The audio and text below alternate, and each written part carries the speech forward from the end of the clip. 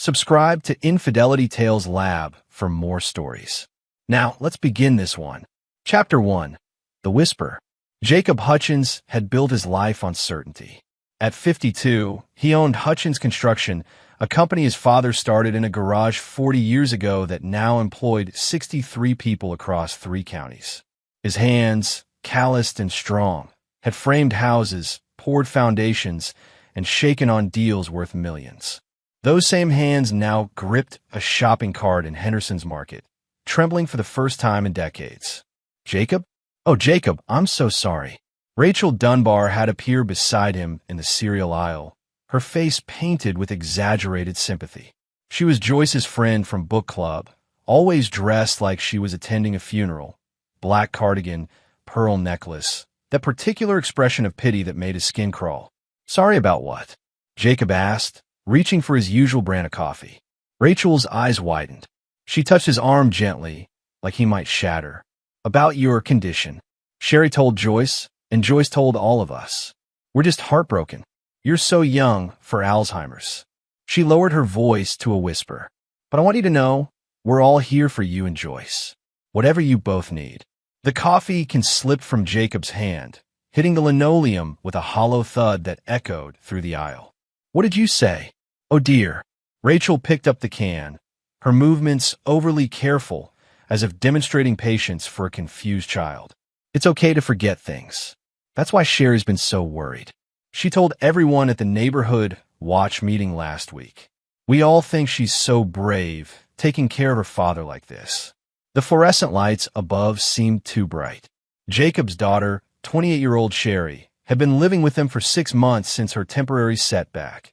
That's what she called losing her marketing job in the city. His daughter, telling people he had Alzheimer's disease. I don't have Alzheimer's, Jacob said slowly, clearly. There's nothing wrong with my memory. Rachel's expression shifted to something worse than pity, disbelief mixed with concern. Of course, dear. Joyce mentioned the denial phase. It's perfectly normal.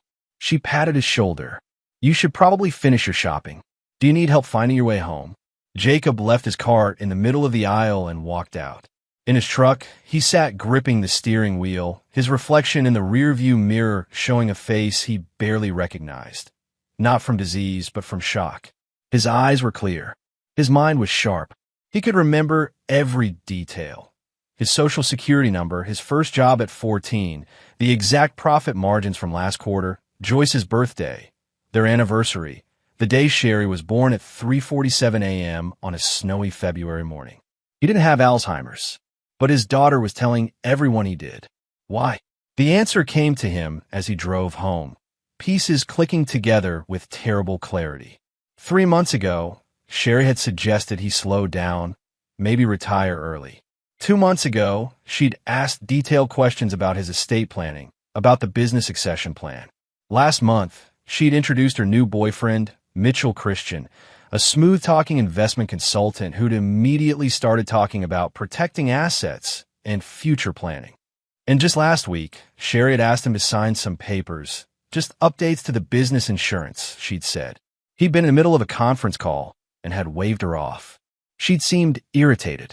Jacob pulled into his driveway in the quiet neighborhood where he'd lived for 23 years. The 2-story colonial he'd built with his own crew. The lawn he mowed every Saturday. The basketball hoop where he'd taught Sherry to shoot free throws. His daughter was trying to destroy him. Chapter 2. The Neighborhood Canvas. Jacob didn't go inside.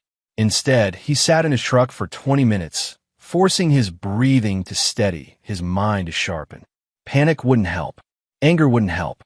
He needed information. At 4:30 p.m., he started walking the neighborhood. Stan Lake lived 3 houses down, a retired police sergeant who'd moved in 5 years ago. They had a standing agreement. Jacob plowed Stan's driveway in winter. Stan kept an eye on the neighborhood. Stan was in his garage, organizing fishing gear, when Jacob approached. Jacob, Stan's smile was genuine but guarded. How are you holding up? That depends, Jacob said. What have you heard? Stan set down a tackle box. Your daughter stopped by last Tuesday. Said you've been having episodes. Wandering at night, forgetting where you were. She asked me to call her if I saw you out alone after dark. Said it was for your safety. He paused. I'm sorry, man. That's a rough diagnosis. I don't have Alzheimer's, Stan. I've never wandered anywhere. What else did she say? Stan's expression hardened. 25 years on the force had taught him to spot a con. She cried. Said you wouldn't accept treatment. That Joyce was in denial.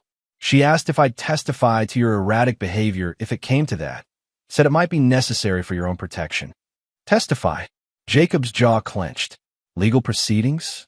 Conservatorship? Maybe? She didn't say explicitly. Stan crossed his arms. Jacob, level with me. What's going on? That's what I'm trying to find out. He hit 4 more houses before sunset. The story was consistent, calculated, and devastating. Eunice Wagner, the elderly widow next door, had been told Jacob had aggressive outbursts and might be dangerous. She'd started locking her doors during the day for the first time in 40 years. Perry Brock, 2 streets over, said Sherry had mentioned Jacob's declining business decisions and hinted the company might be in financial trouble due to his impaired judgment. Yvonne Maxwell, who ran the neighborhood watch, revealed Sherry had been attending meetings for 3 months, carefully building a narrative. Her father's memory lapses, his confusion about dates, his paranoid accusations against family members, all classic symptoms. By the time Jacob returned home, the streetlights were flickering on. Through the kitchen window, he could see Joyce preparing dinner, Sherry setting the table, both moving in domestic harmony. It looked perfect. It looked like a lie. He found his wife in the kitchen. Joyce turned when he entered, her familiar smile warm but strained. 50 years old, still beautiful, still the woman he'd married 29 years ago. But there was something in her eyes now. Worry, maybe guilt. You're home late, Joyce said. Sherry made pot roast. Joyce, do you think I have Alzheimer's? The wooden spoon in her hand clattered into the sink. What? No. Jacob, what are you? Because apparently everyone else in the neighborhood does. Rachel Dunbar offered to help me find my way home from the grocery store. Stan Lake is prepared to testify about my erratic behavior. Our neighbors are locking their doors because Sherry told them I'm dangerous. Joyce's face drained of color. That's not. She wouldn't. Wouldn't she? Jacob's voice was quiet, controlled. What did she start talking to you about my memory? About me forgetting things? Joyce sank into a chair. 6 weeks ago. She said you'd forgotten a meeting. Then she mentioned you'd asked her the same question twice. Little things. I told her everyone forgets sometimes, but she seemed so concerned. Her voice trailed off. Oh God, Jacob, what is she doing? Before he could answer, Sherry walked in, Mitchell Christian behind her. His daughter looked fresh, innocent in jeans and a sweater, her auburn hair pulled back. Mitchell wore an expensive suit, his smile practiced and empty. Dad, you're home. Sherry moved to hug him, but Jacob stepped back. I ran into Rachel Dunbar today. Sherry's expression didn't change, but something flickered in her eyes. Oh, how is she? Very sympathetic about my Alzheimer's. The disease I don't have. The kitchen went silent. Mitchell's hand moved to Sherry's shoulder, a possessive gesture. Mr. Hutchins, I think there's been a misunderstanding. Don't. Jacob's voice cut like a blade. I've talked to the neighbors. All of them. I know exactly what's been said and by whom. Sherry's face crumpled. Tears came instantly, perfectly timed. Daddy, I'm so sorry. I've been so scared for you. The forgetfulness, the mood swings. I just wanted to make sure people were watching out for you. I didn't mean to upset you, but you won't go see a doctor, and Mom won't make you, and I'm terrified of losing you. Stop, Joyce said quietly. Just stop, Sherry. The tears dried up faster than they'd appeared. For a moment, Jacob saw his daughter's real face, calculating, cold, cornered. We need to talk, Jacob said. The 3 of us. Mitchell, you can leave. I think I should stay, Mitchell said smoothly. As Sherry's partner, and as someone concerned about this family's well-being. Get out. Something in Jacob's tone made Mitchell reconsider. He squeezed Sherry's shoulder once, whispered something in her ear, and left for the front door. Jacob sat at the kitchen table, gestured for his wife and daughter to sit. Here's what's going to happen. You're going to tell me why. All of it. And then we're going to figure out what happens next. Sherry looked at her mother, then at her father. The mask had fallen completely now. She sat, folded her hands, and smiled, a different smile than before. Sharper. You really want to know, Dad? Fine. You're sitting on a gold mine and wasting it. Hutchins Construction could be worth millions if properly managed. But you insist on staying small, on keeping the personal touch, on turning down expansion opportunities because you want to know every worker by name. It's pathetic. Joyce gasped. Jacob didn't move. Mitchell has investors ready. Real money. But they won't deal with you. You're too old-fashioned, too stubborn. So yes, I've been laying groundwork. Establishing that you're not competent to make business decisions. With the right medical evaluation, the right testimonies, I could get conservatorship. Then Mitchell and I could finally unlock this company's real potential. And me? Jacob asked quietly. What happens to me in this plan? Sherry shrugged. A nice facility. The best care. You'd be comfortable. You were going to have me committed. It wasn't a question. I was going to help you retire, Sherry corrected, and save a business you're running into the ground through sheer stubbornness. Jacob studied his daughter. When had she become this? Had she always been this, hidden behind Daddy's little girl smiles and Sunday dinners? Get out, he said finally. Pack your things. You have 1 hour. You can't kick me out. This is my childhood home. It's my house. You're an adult. You have 1 hour, or I call Stan Lake and have you removed for trespassing. Sherry stood, her face twisted with rage. You think you've won? I have 3 months of documentation. Witness statements. You think people will believe you over everyone I've convinced? You're finished, old man. With or without you, Mitchell and I are taking that company. She stormed upstairs. Joyce was crying silently. Jacob reached across the table and took his wife's hand. Did you know? He asked. No. I swear, Jacob. I thought. She seemed so concerned. I thought maybe you were forgetting things, and I just hadn't noticed. I thought I was being a bad wife for not seeing it. Joyce squeezed his hand. What are we going to do? Jacob looked up at the ceiling, hearing Sherry's footsteps above, slamming drawers, making her point with every noise. I'm going to destroy her, he said quietly. Her and Mitchell both. They want to play games with my mind, my business, my life? Fine. Let's play. Chapter 3. The Counterattack Blueprint. After Sherry left, slamming the door at 11:47 p.m. with 2 suitcases and a final venomous glare, Jacob sat in his study and made lists. Not emotional lists, not angry lists. Strategic ones.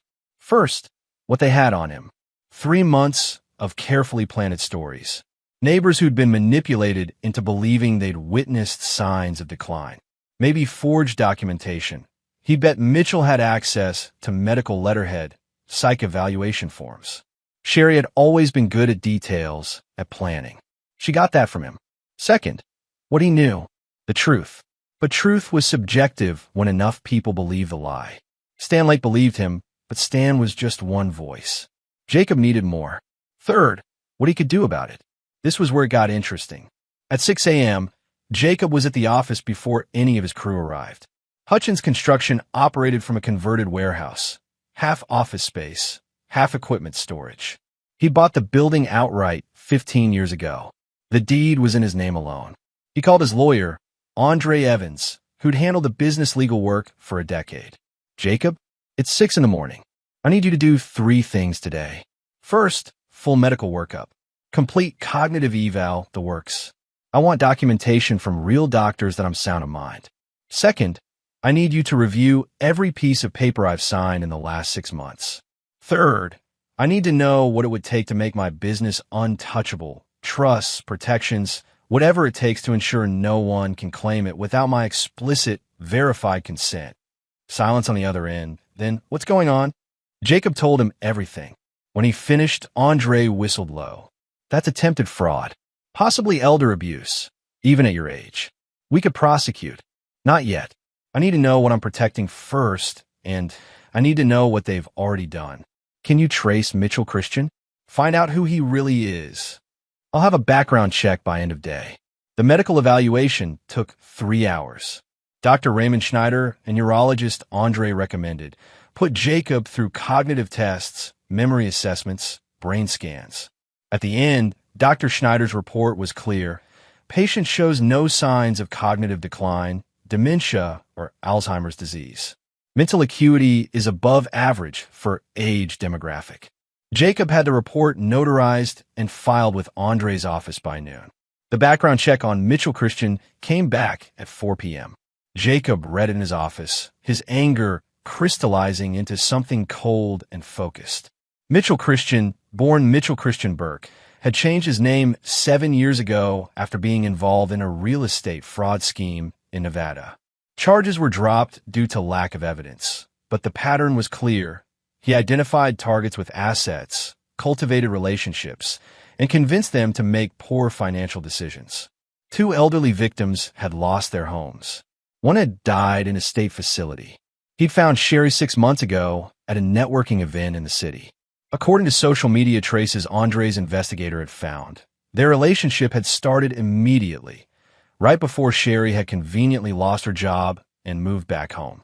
It wasn't just greed, it was a con, and his daughter was either a willing participant or a victim herself. Jacob wasn't sure which was worse. That evening, he met with Stan Lake, Perry Brock, and 3 other neighbors at Perry's house. He brought them medical reports, printed copies of Mitchell's background check, and a simple request. "I need you to listen," Jacob said, "and I need you to trust what you've known about me for years versus what you've been told for 3 months. He laid it out methodically. The lies, the pattern, the motive. Stan was convinced immediately. Cop instincts.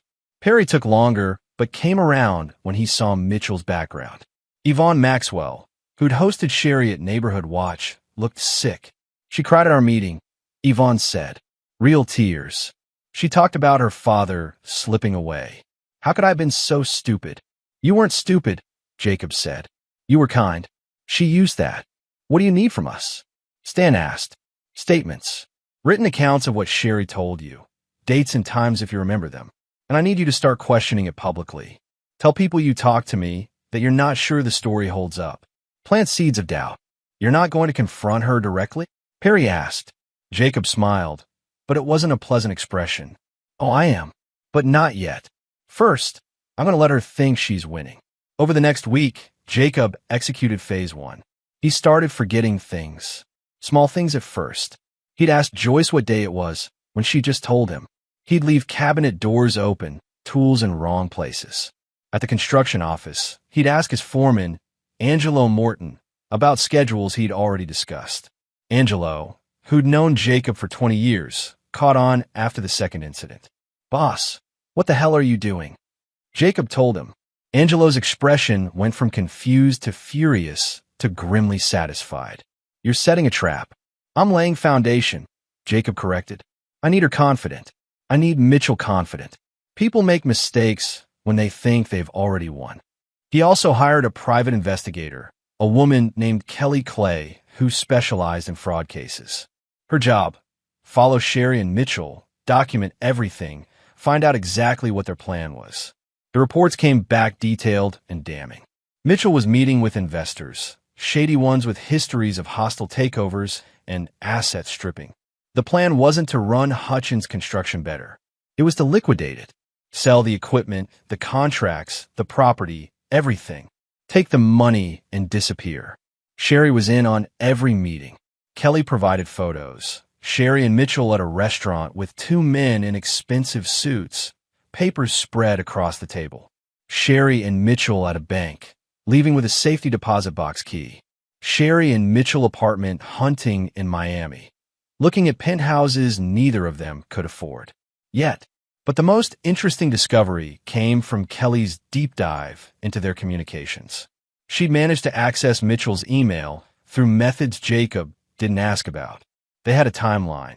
Get conservatorship established within 8 weeks. Transfer business assets to a shell corporation Mitchell controlled. Liquidate within 3 months. By New Year, it was now late October. Jacob had time, but not much. He called a meeting with Andre, Kelly, Angelo, and Stan. In his study, with Joyce present, he laid out the plan. They want to play the long game? Fine. I'm going to play it better. Here's how this ends. Sherry and Mitchell don't just lose. They face consequences. Real ones. Legal ones. You want to prosecute? Andre asked. I want them to confess to attempted fraud in front of witnesses in a way that can't be disputed. I want them to incriminate themselves so thoroughly that there's no way out. Ow! Stan asked. Jacob pulled out a blueprint, literally a construction blueprint, but modified. He'd drawn a timeline, a strategy, a trap. Mitchell thinks he's running a con. Sherry thinks she's smarter than her old man. They're about to learn they're both wrong. He pointed to the timeline. 2 weeks from now, I'm going to have a breakthrough episode. Something public, something that makes their case stronger. Then I'm going to do something that will make Mitchell and Sherry move up their timeline, make them desperate. What? Joyce asked. Jacob smiled. I'm going to sign over my company to someone they don't know about. Chapter 4, The Explosion.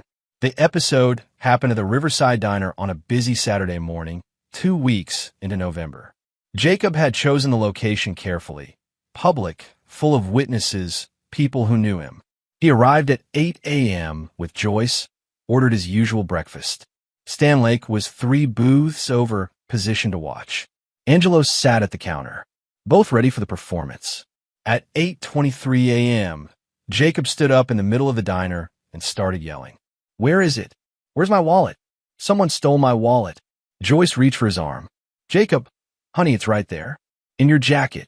Jacob pulled away. Don't lie to me. I know what He stopped, looked around at the staring faces, then down at his jacket. Slowly, he reached into the pocket and pulled out his wallet. The confusion on his face was perfect, practiced in the mirror at home. I thought. He sat down heavily. Joyce held his hand, and he could see real tears in her eyes. She knew this was an act, but the emotion was real. This was what it would look like if he really was losing his mind. Around them, the diner hummed with whispers. By noon, half the town knew Jacob Hutchins had had a public breakdown. By 2 p.m., Sherry called. Jacob, let it go to voicemail. Dad, I heard what happened. I'm so sorry. I know we fought, but I'm still your daughter. Please, let me help. Call me back. He didn't, but he knew she'd heard exactly what he wanted her to hear. The trap was baited. That night, Jacob executed phase 2. He met with Andre at the law office after hours. With them was a man named Lorenzo Berry, 55, a construction foreman who'd worked for Jacob for 18 years. Lorenzo was more than an employee. He was family. His kids called Jacob Uncle Jake. You're sure about this? Lorenzo asked, reading the document Andre had prepared. Completely. On paper, you're now the owner of Hutchins Construction. Transferred for $1 and other considerations. Legitimate, legal, notarized. But not real, Lorenzo said. Real enough that it'll show up in any record search. There's a clause buried in page 8 that nullifies the transfer under specific conditions. Conditions I control. But Sherry won't read that far. She'll see the surface transfer and panic. Andre slid the papers across the desk. This is some next-level strategy. Jacob, you're essentially creating a decoy target. Mitchell wants my company. I'm giving him one that doesn't exist anymore on paper. When he makes his move, he'll be trying to steal something I don't own. That's fraud with evidence. They signed. Andre filed the paperwork with the county that night, made sure it would be publicly searchable by Monday morning. Jacob went home, where Joyce was waiting. Did it work? The diner thing? Perfectly. Half the town saw me lose it. The other half heard about it. Joyce sat beside him on the couch. I hate this. I hate that our daughter turned into someone who'd do this. She made her choices. Jacob's voice was harder than he intended. He softened it. I know you want to believe she's being manipulated by Mitchell. Maybe she was at first. But those emails Kelly found? Sherry wrote some of them. She's been planning this, active participant. Whatever she was, whoever we raised, that person's gone. Joyce was quiet for a long time. When this is over, we lost her anyway, didn't you? We lost her when she decided I was worth more as an incompetent meal ticket than as her father. Monday morning, Kelly called. They took the bait. Mitchell ran a property search this morning, found the transfer. I'm watching him right now through long-range camera. He's on the phone, pacing, looks pissed. Good. Keep watching. Sherry called that afternoon. Jacob answered this time. Dad, we need to talk. I know things have been rough, but family is family. Can I come over tonight? Why now, Sherry? A pause. Because I was wrong. About everything. I want to apologize. Please. Jacob almost believed her. The desperation in her voice was real enough. But he knew what had changed. The company was no longer in his name. Their timeline was destroyed. Come at 7, he said. Just you. She arrived at 6:53, punctual as always. She looked tired, less polished. Jacob let her in, and they sat in the living room. Joyce excused herself. They'd agreed she shouldn't be there for this part. I'm sorry, Dad. Sherry's eyes were red. I let Mitchell convince me that you weren't capable, that I needed to take control for your own good. But after what happened at the diner, I realized I was wrong. You need help, real help, and I should have been supporting you instead of trying to take over.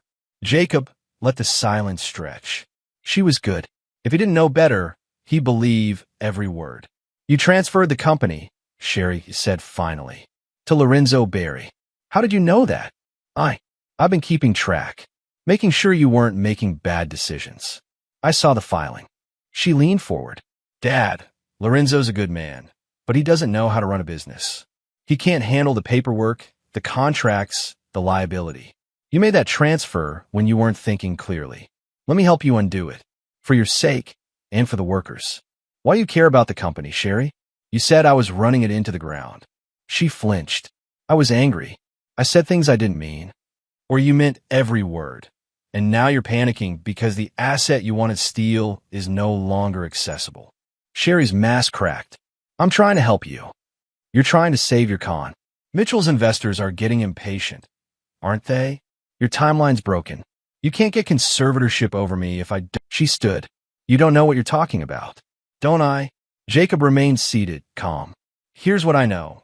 You and Mitchell Christian, born Mitchell Christian Burke, by the way, check his record, have been planning to have me declared incompetent, seize my business, liquidate it, and disappear with the money.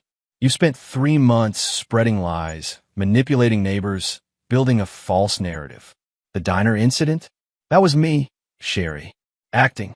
Giving you exactly what you wanted to see, so you'd get sloppy. Sherry's face went white. You're paranoid. You're sick. I have medical documentation from last week proving I'm completely sound. I have witness statements from everyone you lied to. I have your emails, your bank records, your apartment searches in Miami. I have everything. She sank back into the chair. For a long moment, she didn't speak. What do you want? She finally asked. I want you to understand that you lost. Completely. You can't prove anything. Those emails are private. Illegally obtained, yes. Can't use them in court. But I don't need to. Want to know why? Sherry's eyes narrowed. Jacob smiled. Because you're going to confess. On record. In front of witnesses. And you're going to do it willingly. You're insane. No, I'm strategic. See, Mitchell doesn't know the transfer to Lorenzo has a nullification clause. He doesn't know I can reverse it with a single signature. He thinks the company is actually Lorenzo's now. So here's what's going to happen.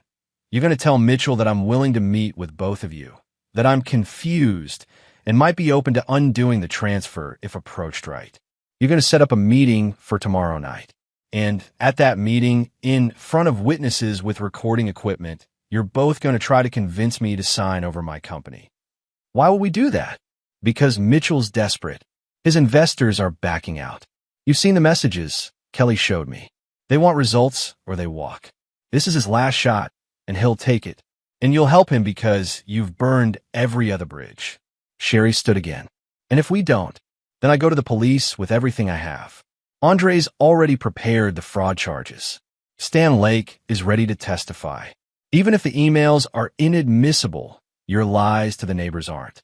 You'll face charges, maybe not prison, but your reputation, your career, gone. Mitchell's background will be exposed.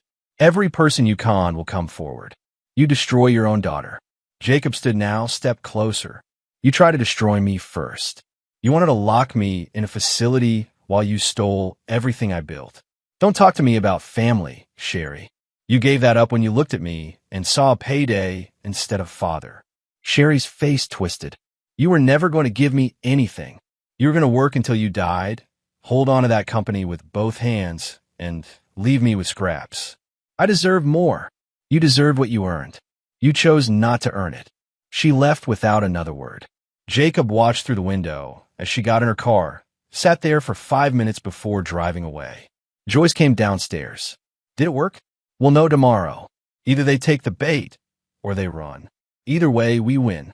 Chapter 5. The Wire. The meeting was set for 7 p.m. Tuesday at the Hutchins construction office.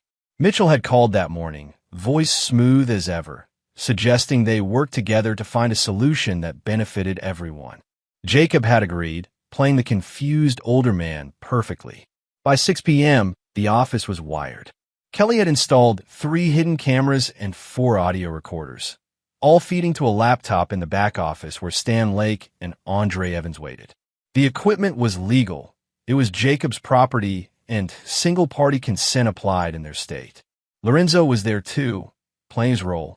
"You sure about this?" he asked Jacob. "Once we get them on record, there's no going back."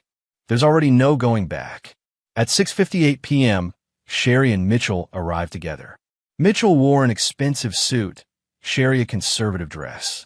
They looked like professionals, like concerned family members. Jacob met them in the conference room, Lorenzo beside him. "Thank you for meeting with us," Mitchell began, his smile warm. "I know things have been difficult, Jacob. May I call you Jacob? You can call me Mr. Hutchins." Mitchell's smile tightened slightly. "Mr. Hutchins, of course. Sherry's told me how confused you've been lately. The incident at the diner must have been frightening." "What incident?" Sherry and Mitchell exchanged a look. Perfect. On camera, it would look like shared concern. Jacob knew better. "Dad," Sherry said gently, "you had an episode. You thought your wallet was stolen. Don't you remember?" Jacob let his eyes cloud with uncertainty. There was something. Maybe. This is why we're worried," Mitchell continued. "You transferred your company to Mr. Barry here under unclear circumstances. We think you may not have fully understood what you were signing." "Lorenzo's a good man," Jacob said. "I trust him." "Of course you do. But Mr. Barry, no offense, you're not a business manager. This company needs professional oversight. Sherry and I have been working with some excellent consultants who could help you both."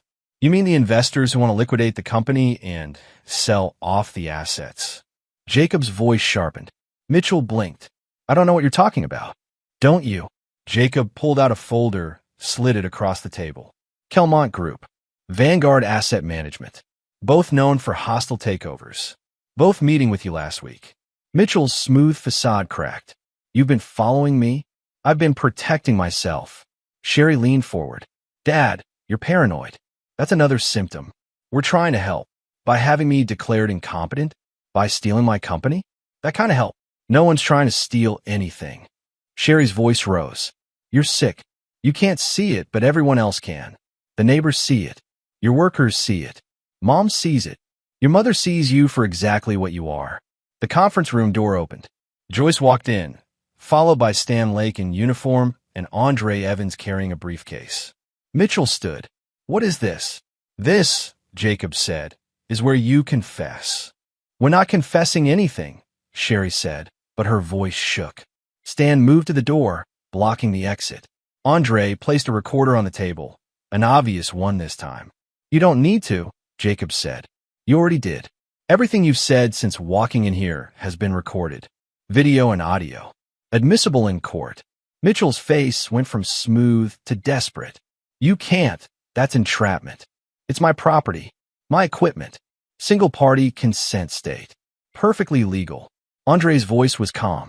"You walked in here intending to convince a man you believe to be mentally incompetent to sign over his business.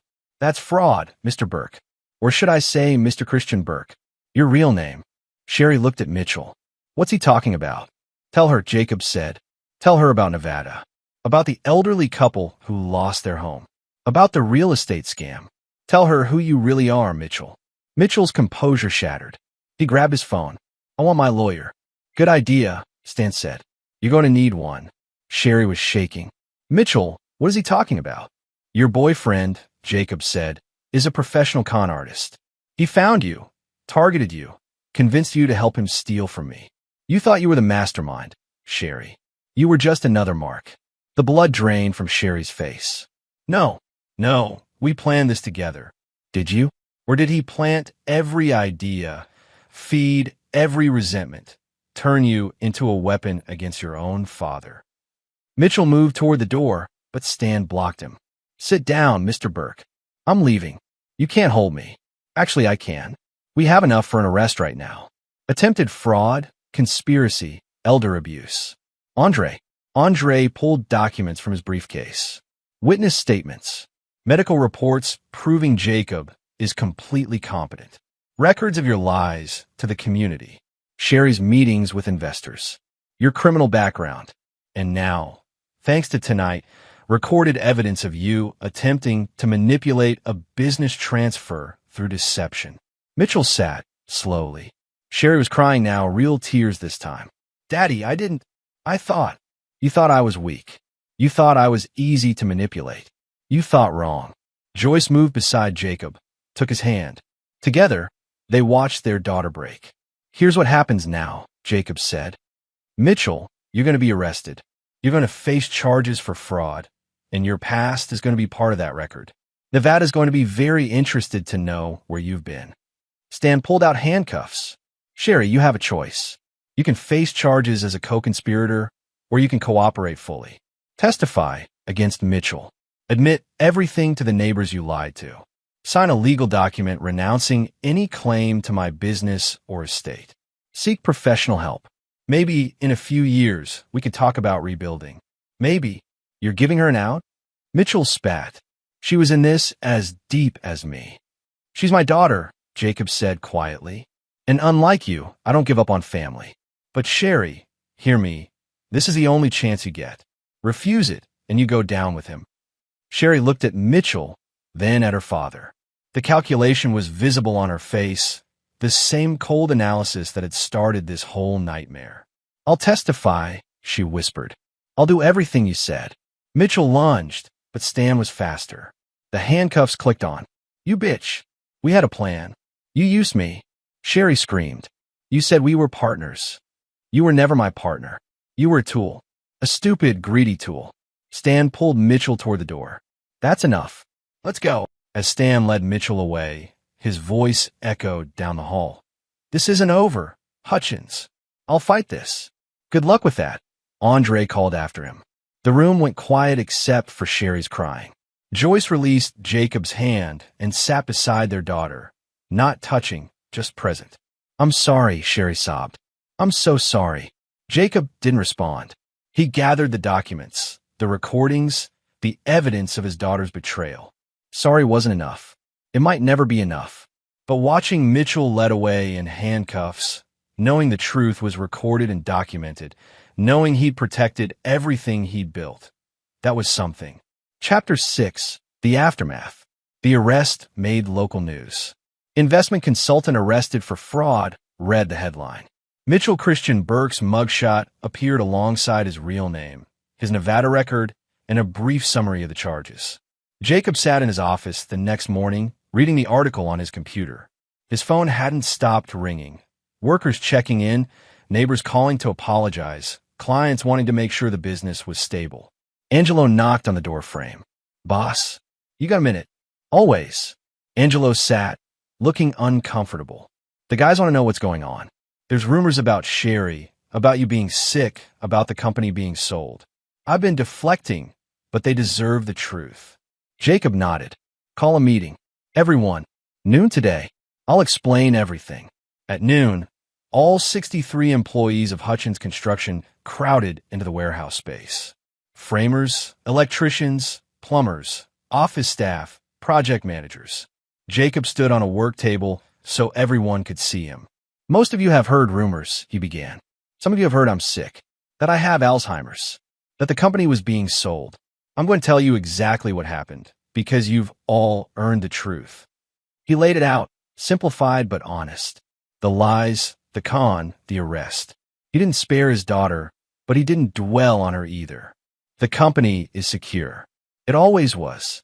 The transfer to Lorenzo was a legal strategy, and it's already been reversed. Your jobs are safe. Your contracts are safe. We're going to keep building, keep growing at our pace, and keeping the company we've always been. The relief in the room was palpable. A young carpenter named Dustin Conley raised his hand. Mr. Hutchins? I'm sorry we believed it. Some of us did. We should have trusted you. You believed what you were told by someone who seemed trustworthy. That's not a failure. That's being human. What matters is how we move forward from here. After the meeting, Jacob spent the afternoon doing what he'd always done, reviewing projects, checking budgets, solving problems. Normal work. Grounding work. At 4 p.m., Andre called. Mitchell Burke made bail. His lawyer's already filing motions, but with his record and the evidence we have, they're going nowhere. He'll take a plea deal within 6 weeks. I'd bet my license on it. And Sherry, she's cooperating. Gave a full statement this morning. She's been making calls to the neighbors, admitting the lies. It's not pleasant to watch. I didn't ask her to do that for pleasant reasons. Fair enough. One more thing. The investors Mitchell was working with? They've scattered. Turned out they were using shell companies that don't exist in any legal sense. If you'd actually signed anything with them, you'd have had no recourse. This could have been so much worse, Jacob. I know. That's why I didn't let it get that far. That evening, Jacob found Joyce in the garden, tending to the roses that would die soon in the coming cold. Sherry called. Joyce said without looking up. She wants to know if she can come by. To talk. What did you tell her? That I'd ask you. Jacob considered it. 3 weeks ago, he'd have said no immediately. Now, he wasn't sure. Not yet, he finally said. Maybe after the legal proceedings are done. Maybe after she's proven she's serious about changing. But not yet. Joyce nodded. I'm proud of you, for how you handled this. For being smarter than them. I'm not proud. I'm angry. I'm sad. Our daughter tried to destroy me. I know. Joyce finally looked at him. But you didn't let her. And you gave her a chance to make it right, even though you didn't have to. That's the man I married. That's the father she forgot you were. Jacob pulled his wife close. In the fading light, they stood together in the garden they'd planted 20 years ago, survivors of a war they'd never wanted to fight. Chapter 7. The Dominoes Fall. 6 weeks later, Mitchell Christian Burke stood in a courtroom wearing an orange jumpsuit and defeated expression. His expensive lawyer had convinced him that fighting the charges was pointless. The plea deal was harsh. 5 years in state prison, full restitution to Jacob for legal fees, and a permanent record that would follow him forever. The Nevada charges were being reopened. The elderly couple he'd scammed years ago would finally see justice. Jacob sat in the gallery with Stan, watching. He felt no triumph, no satisfaction. Just a cold confirmation that actions had consequences. The judge accepted the plea. Mr. Burke, you targeted vulnerable people for profit. You showed no remorse until confronted with undeniable evidence. This sentence reflects the severity of your crimes. Bailiff, remand the defendant. Mitchell was led away. He didn't look back. Outside the courthouse, a reporter from the local paper approached Jacob. Mr. Hutchins, how does it feel to see your daughter's boyfriend go to prison? He wasn't her boyfriend. He was a predator who used her. And it feels like justice was done. That's all I have to say. The reporter persisted. Will you reconcile with your daughter? Jacob walked away without answering.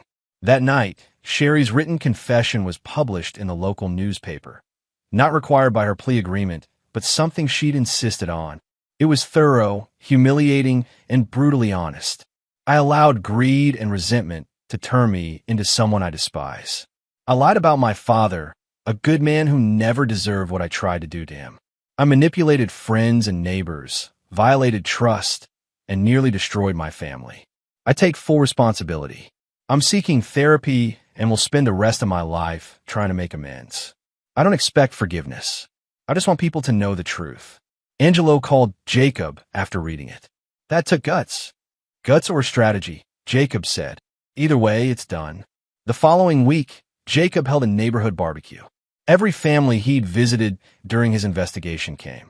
Stan brought his fishing buddies. Yvonne brought the whole neighborhood watch.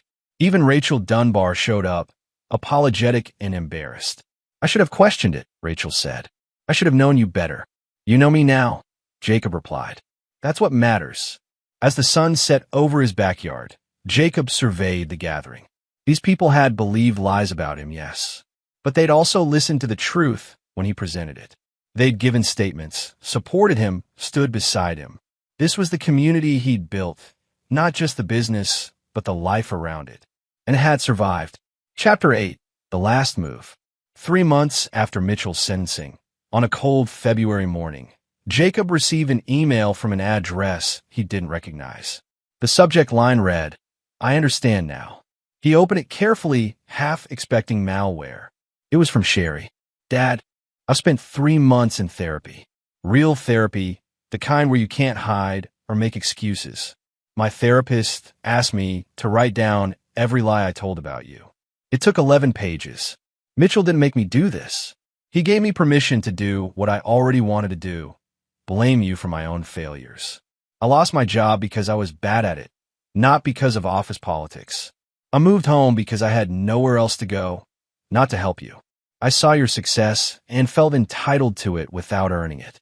I'm not writing to ask for forgiveness. I know I don't deserve it. I'm writing because my therapist says I need to own every piece of what I did, and that includes admitting this. You were a good father. You taught me to work hard, to be honest, to earn what I have. I rejected every lesson because it was easier to be angry than to be accountable. I'll spend the rest of my life regretting what I did. Not because I got caught, because I hurt someone I loved. I don't expect to hear back from you. Sherry." Jacob read it 3 times. Joyce read it once, then set the laptop aside. "What do you think?" she asked. "I think she's in therapy. I think she's saying what she needs to say to heal. I don't know if it's real or if it's performative. Do you care?" Jacob thought about that. "I don't know. Part of me wants to believe she's changed. Part of me knows that even if she has, it doesn't erase what she did. Are you going to respond?" "Not yet. Maybe not ever. She said she doesn't expect to hear back. I'll honor that." 2 weeks later, Lorenzo came to Jacob with news. Sherry applied for a job. Jacob looked up from his desk. "What?" "She sent a resume to our general employment email for an entry-level project coordinator position." Angelo flagged it before anyone else saw it. Jacob took the printed resume. It was professional, sparse. No embellishments, no exaggerations. At the bottom, a note: "I understand if this application is immediately rejected. I'm applying because I want to learn the business the right way. If there's even a chance, I'm willing to earn it." "What do you think?" Lorenzo asked. "I think she's either genuinely trying to change or playing a very long game. Which do you believe?" Jacob stared at the resume for a long moment. His daughter's name at the top. The daughter who'd tried to destroy him. The daughter who'd written 11 pages of lies she'd told about him. "I believe people can change," Jacob said finally. "I also believe that some betrayals can't be undone. The question is which truth is stronger." He picked up a red pen, wrote a single word across the top of the resume: "Interview." "Give her an appointment," Jacob said. "Not with me. With Angelo and Lorenzo. Let them decide if she's serious. If she passes their test, she can start at the bottom. Minimum wage, no special treatment, no family privileges. She works her way up or she fails on her own merit. And if she fails, then she fails. But I won't be the reason why. She wants a chance to earn redemption? Fine, but she'll actually have to earn it." Chapter 9. Foundation. 6 months after that interview, Sherry Hutchins worked in the Hutchins Construction Supply Warehouse, inventory management. She arrived before everyone else and left after most had gone. She ate lunch alone. She didn't ask for favors. Jacob watched from a distance, receiving reports from Angelo and Lorenzo. She was competent, quiet, professional. No complaints, no drama, just work. They didn't speak during those 6 months. Passed each other in hallways without acknowledgement. It was painful for Joyce, who saw them both separately, who carried messages neither asked her to carry. On the 7th month, Jacob assigned Sherry to a project team that needed an additional coordinator. It was a small residential job, a renovation for an elderly veteran named Bill Henry, a friend of Stan's. The project went smoothly. Bill called Jacob personally to thank him. "That young woman on your team, the coordinator, she went above and beyond. Found me resources for veterans' home modifications I didn't know existed. Saved me thousands." Jacob said thank you and hung up. That afternoon, he found Sherry in the warehouse. "You did good work on the Henry project." She looked up, surprise clear on her face. "Thank you." Silence stretched between them. 7 months of silence. Actually, 7 months of careful distance. I'm not going to forget what you did, Jacob said finally. I'm not going to pretend it didn't happen. I know, but I'm also not going to punish you forever for trying to fix it. If you keep working like this, honestly, competently, without expecting special treatment, there might be a place for you here. Really here. Not because you're my daughter. Because you earned it. Sherry's eyes filled with tears, but she didn't cry. I don't deserve. No, you don't. But maybe that's not the point. Maybe the point is what you do from here. Jacob turned to leave, then stopped. Your mother wants us to have dinner. Just the three of us. Next Sunday, if you're willing. I'd like that, Sherry said quietly. I'd like that very much. That Sunday, they sat around the same table where Jacob had confronted her months ago. Joyce had cooked pot roast, the same meal Sherry had made the night Jacob discovered her betrayal. The conversation was stilted at first. Careful. They talked about work, about the weather, about anything except the wound still healing between them. But near the end of the meal, Sherry set down her fork. I need to say something. I know I've apologized before, but I need to say it again here in this house. Dad, I'm sorry. Not because I'm afraid or because I want something. I'm sorry because you deserve better. You deserved a daughter who saw your strength and learned from it instead of one who saw it as something to exploit. I can't change what I did. I can only try to be different going forward. Jacob met his daughter's eyes. He saw remorse there, genuine and deep. But he also saw something else. Acceptance that some things can't be fixed, only survived. I'm not there yet, he said honestly. I'm not ready to say everything's okay. But I'm willing to see where this goes. One day at a time. That's more than I deserve, Sherry said. Yes, Jacob agreed. It is. Joyce reached across the table, took both their hands. Then we start from here. The next morning, Jacob arrived at the office early, as always. He unlocked the door, turned on the lights, made coffee. Through the window, he watched the sun rise over the building he'd bought, the business he'd built, the legacy he'd protected. His phone buzzed. A text from Angelo. New project just came in. Big one. Commercial complex. You want me to assign it? Jacob smiled and texted back. Assign your best team. Make sure they earn it. He sat at his desk, pulled up the project files, and got to work. The same work he'd been doing for 30 years. Building things. Solving problems. Creating something that would last. Sherry had tried to take it from him. She'd failed. Mitchell had tried to con him. He'd failed. They'd both learned the same lesson. Jacob Hutchins was no one's victim. He was a builder, a fighter, a man who protected what mattered. And what mattered was still standing. Outside, trucks pulled into the lot. Workers clocked in. The day began, as it always did, with the sound of construction, hammering, sawing, the noise of creation. Jacob took a sip of coffee, opened the first file, and smiled. Foundation first. Always foundation first. Then you build everything else. And there you have it. Another story comes to an end. What did you think? I'd love to hear your thoughts in the comments below. If you enjoy this story, consider joining our community by subscribing. It means the world to us. For more stories like this one, check out the recommended videos on screen. And I'll see you there.